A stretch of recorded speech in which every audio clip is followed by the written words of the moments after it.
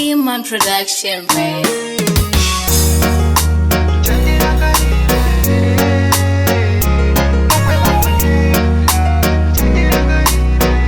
Iman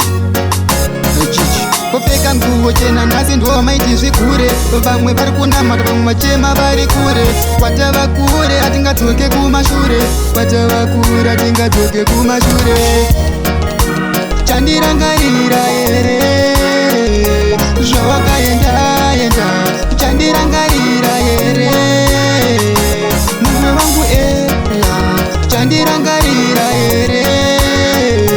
zvawakaenda uchatirangarira here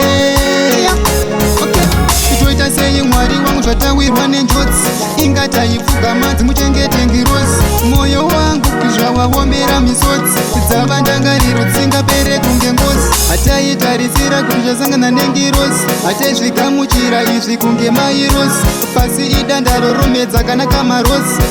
inguva tichasangana chete chandirangarira here zvawakaenda chandirangarira here mumwe wangu ela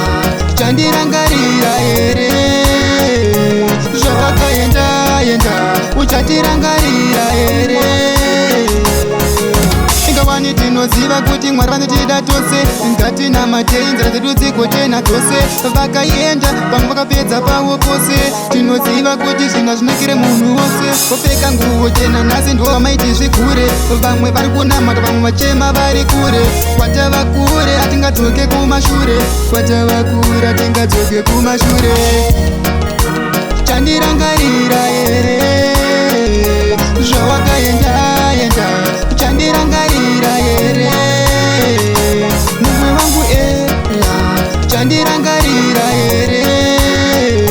zvawakaenda uchatirangarira here toita sei mwari wangu zvatawirwa nenjodzi ingataifuga madzi muchengete ngirozi mwoyo wangu zvawaombera misodzi dzava ndangariro dzisingapere kunge ngozi hataitarisira kuti chasangana nengirozi hataizvigamuchira izvi kunge mairozi pasi idandaro romedza kana kamarozi inguva tichasangana chete chandirangarira here zvawakaenda chandirangarira here mumwe wangu ela chandirangarira here zvawakaenda uchatirangarira here chandirangarira here zvawakaenda chandirangarira here mumwe wangu ela chandirangarira here zvawakaenda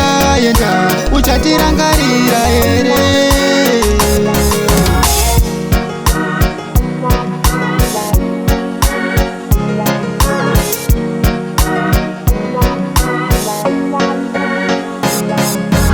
Iman Production, babe.